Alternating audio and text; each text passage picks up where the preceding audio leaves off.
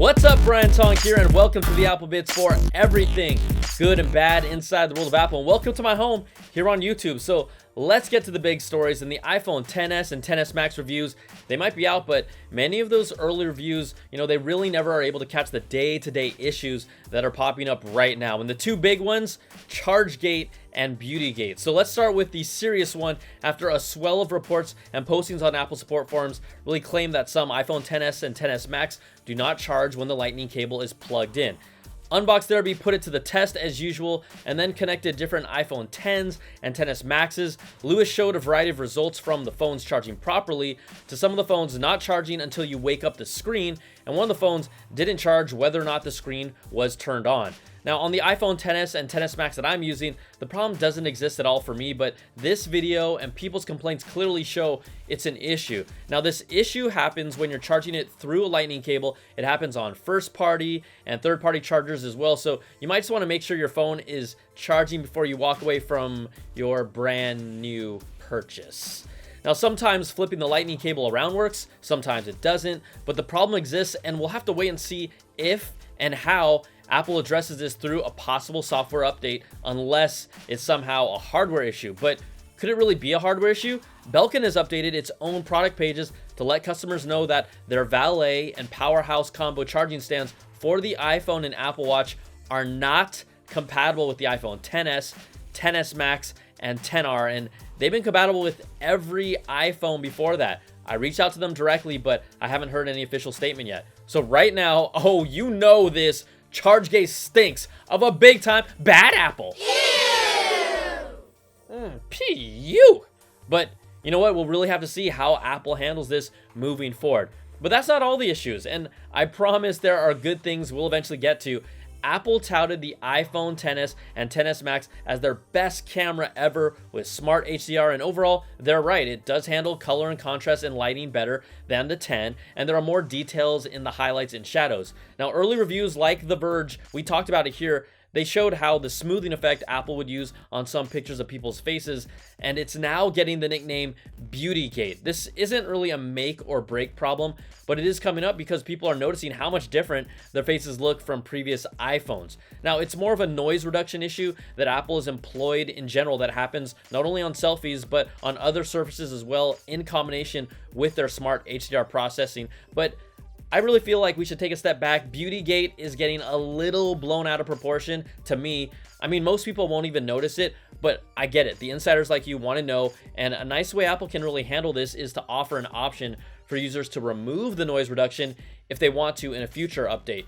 But my guess is that they won't, because it would acknowledge that an issue that's really not an issue to them. And I remember phones like the Pixel 2 XL camera, selfies, they were so sharp and detailed that I stopped using it for that because, yeah, surprise, even I have bad looking days. Like, I know it was a shock to me too, but we get through it, and you and I together, we can get through this together. And we know website DxOMark is not the final say, but it will be interesting to see where the XS camera ends up ranking. Bottom line, it's a better camera than the 10, and a really good one at that. And then the other issue that is a big one as well, the iPhone XS and XS Max owners are still complaining about Wi-Fi and LTE connectivity issues. It doesn't have a name yet, but we might call it Modem Gate. Now, according to forum posts and messages on Mac Rumors and others, many users are experiencing a noticeable difference in the cellular reception between the XS models and the previous iPhone 10 and 8 models. They're reporting fewer bars and a poorer signal on the XS and XS Max, especially in areas where the signal tends to be weak. And more of these complaints are coming from Verizon users, but people from different carriers all across the board are experiencing this. And right, it's always kind of hard to exactly pinpoint this down. But behind the scenes, Apple moved over to entirely Intel-based modems for the new iPhones. But last year, there were confirmed reports that showed iPhone Xs with the Qualcomm-based modems, typically those were on unlocked iPhones and Verizon ones, perform better than iPhones on AT&T and T-Mobile that were using an Intel-based modem. The Qualcomm modem specifically showed to work better in areas with low signals to maintain a strong connection. And it's not really crystal clear if the Intel modems could be one of the reasons behind the weaker performance. A carrier update could fix the problem as well, but users should not be happy about this. I mean, Apple typically doesn't address this, but if they don't, and this is really happening because of the weaker Intel modem, and it doesn't get fixed, oh yeah, that's another bad Apple. Yeah, and it's not over. Wi-Fi issues are also plaguing some XS and XS Max users, where it will typically connect to their 2.4 gigahertz version of their wireless network instead of the 5 gigahertz version that runs at faster speeds. While the iPhone X prioritizes the faster network automatically and stays locked on, some XS phones aren't. Now, this is another tweak that hopefully can be resolved with a software update that would be easy to implement to make sure it's connected to the 5 gigahertz band at all times, but I haven't experienced this issue either.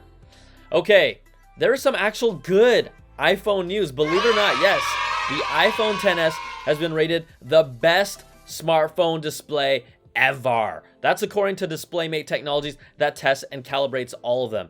Now, the iPhone XS matched or even set new smartphone display performance records for highest absolute color accuracy, highest full screen brightness for OLED smartphones, highest contrast ratio, lowest screen reflectance, and many others, including best attempt to hide an ugly eyesore smartphone notch. And yes, that one was made up, but if I didn't clear that up, one of you watching would have believed me, like Kenny in New York. That's right, Kenny. You've got to learn when I'm messing with you. Come on. And battery life is always a big deal. We know Apple claims that the XS will get 30 more minutes and the XS Max will get an hour and 30 more minutes than the previous iPhone X. Tom's Guide put that to the test with their own battery drain test that involved continuously surfing the web at 150 nits of screen brightness with auto brightness and True Tone turned off over a 4G connection. Now, last year's iPhone X turned in a runtime of 10 hours and 49 minutes, well above the smartphone category average of 9 hours and 48 minutes. The iPhone XS came in with a runtime of 9 hours and 41 minutes, while the iPhone XS Max came in at 10 hours and 38 minutes based on this test, both behind the iPhone X.